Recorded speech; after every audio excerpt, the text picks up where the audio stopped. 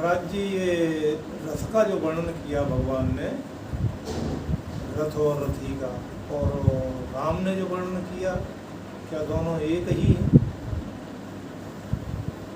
राम ने वर्णन किया सूरज धीरज तेज छाया, और किसने किया? भगवान कृष्ण ने गीता।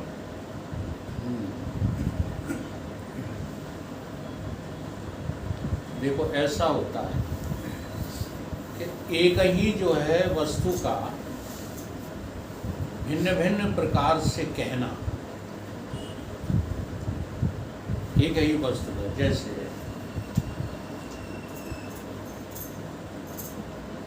मिट्टी का कोई टुकड़ा है,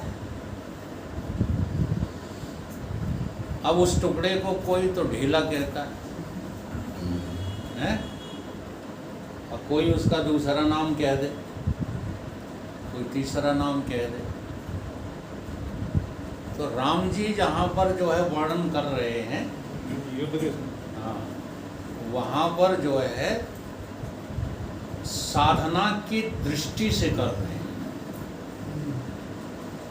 वहाँ पर उन्होंने सब बातें जो कही हैं, विराट नहीं, विराट तो मंदोदरी में कहा। हाँ, वो जो है साधना की दृष्टि से, नहीं रथ की बात कर रहा रथ हूँ। की बात है। तो वहाँ पर जो है रथ के अंगों का वर्णन कर रहे हैं कौन? राम जी। सूक्ष्म से। हाँ, और वहाँ सारी बातें बता रहे हैं, सूरज धीरज, क्या क्या पालन करना चाहिए, कैसे करना चाहिए। अब जहाँ पर उपनिषद रथ का वर्णन करते हैं वो लक्ष्य से करते हैं। उपनिषदों ने कहा कि ये शरीर रथ है। शरीर क्या है? रथ है। वही बात गीता में कही है, तीनों शरीरों को मिला के जो उपनिषदों में कही है वही गीता में कही है। ये तो है। हाँ, तो यहाँ लक्ष्य से, यहाँ वेदांत है जो कृष्ण समझा रहे हैं, ये क्या है? वेदांत है। और वहाँ सब मिश्रित शास्त्र हैं जहाँ राम जी समझा रहे हैं। आई कुछ बात समझ? वहाँ राम जी ऐसे समझ लो जैसे जो है भीड़ में स्वामी जी समझाएं कोई बात तो किसी अलग ढंग से समझाएं, है ना, और अपन 4 लोगों को समझाएं तो जैसे अपने भी यहाँ यही प्रक्रिया चल रही है। आप लोगों को जो हम समझाते हैं वो कुछ और ही गहराई से बातें समझाते हैं, और जब हम प्रवचन करते हैं तब नेक ढंग नहीं बदल देते, गवैये बन जाते हैं। और धर्म सिंह क्या कहने लगे, तुम तो यार बड़ी गवैया। आई बात समझ? तो वहाँ साधना क्रम में समझा रहे हैं और यहाँ अध्यात्म। तो ये अध्यात्म वाली बात बहुत गहरी है।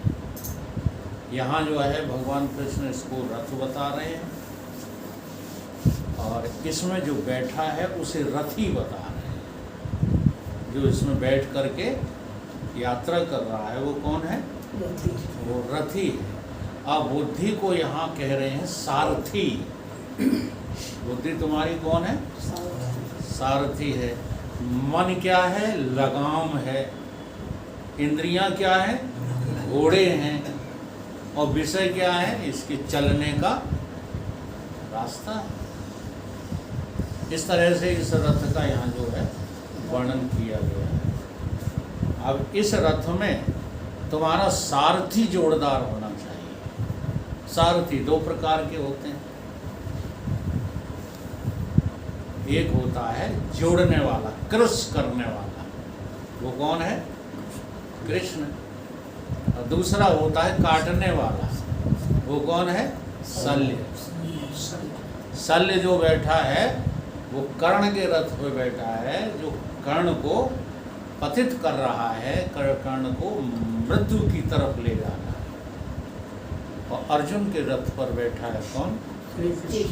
सारथी सतगुरुदेव भगवान। तो बस तुम्हारी जो है बुद्धि में कौन बैठा है?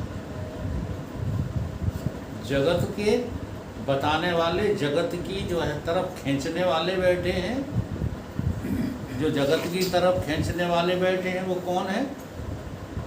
वो शल्य है। शल्य का एक ही जो है लक्षण होता है, वो काटता है।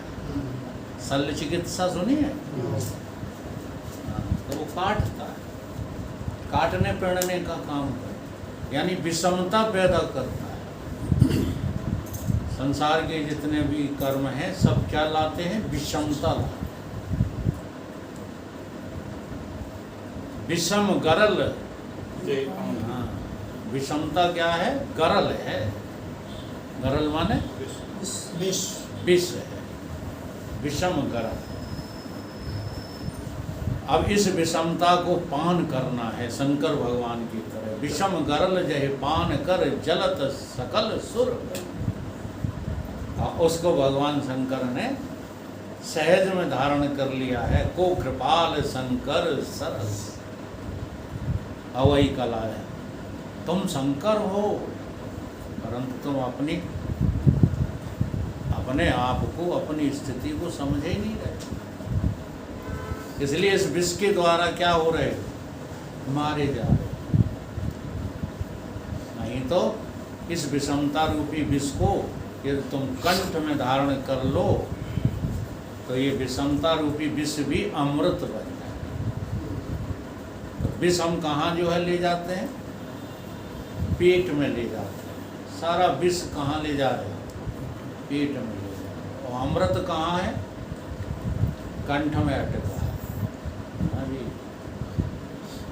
1 घंटा का समय दे दिया जाए तो दामोदर जी जो है लगे रहेंगे। कहाँ से? यहाँ से। पौना घंटा जो है, पौना घंटा तो जो हाँ, ये सारा जो है धर्म शास्त्र, 6 शास्त्र, 18 पुराण कहाँ भरे हुए हैं? यहाँ भरे। भीतर ले नहीं जा रहे। भीतर क्या भरा हुआ है? प्रपंच। नहीं माना तो अभी 10 मिनट जो है हम चले जाएं, ये शरीर बाहर खड़ा हो जाएगा, कथा शुरू हो जाएगी। तो जो है प्रपंच शुरू हो जाता है। ये आदतन है, इसमें कोई बुरी मानने वाली बात नहीं। आदत बुरी संभाल ले बस हो गया भजन। मन की तरंग मार ले बस हो गया भजन। बड़ा तगड़ा अभ्यास है, उधर मजा आता है। बस बार बार सभी शास्त्रों में, सभी ग्रंथों में वेदांत तो पूरा यही कहता है कि मृत्यु के काल में तो मृत्यु के गाल से तभी बच सकते हो जब तुम्हारा अभ्यास बदल जाए। अगर अभी नहीं तो कभी नहीं। तुम कहोगे नहीं अभी हमें प्रपंच में बने रहने दो, जब मरेंगे तब जो है हरि का नाम ले लेंगे, तो ये संभव नहीं है। ऐसा जो है दुष्कर, ऐसा बड़ा जो है दुर्लभ है, बड़ा कठिन है। ये कठिन मार्ग से निकला। भगवान ने कह दिया अपने मुख से, बहुना नाम जन्मा नाम अंते, ज्ञानवान माम प्रपद्धते, वासुदेव इदम सर्वम स महात्मा सुदुर्लभ। भगवान कह रहे हैं कि हमें महात्मा ढूंढे नहीं मिल रहे। जी हाँ, तो यहाँ तुम कहते हो कि सब महात्मा हैं, सब महात्मा हैं, किसी को बुरा मत कहा करो, सब महात्मा हैं। कोई महात्मा नहीं है। विचार करके देखो, सब महात्मा सुदुर्लभ। लक्षण क्या बताए? जो व्यक्ति इस जन्म को आखिरी जन्म देख लेता है, बहुना नाम जन्मा नाम अंते। अब जब आखिरी देख लोगे तो फिर तुम ज्ञान को प्राप्त करने की कोशिश करोगे।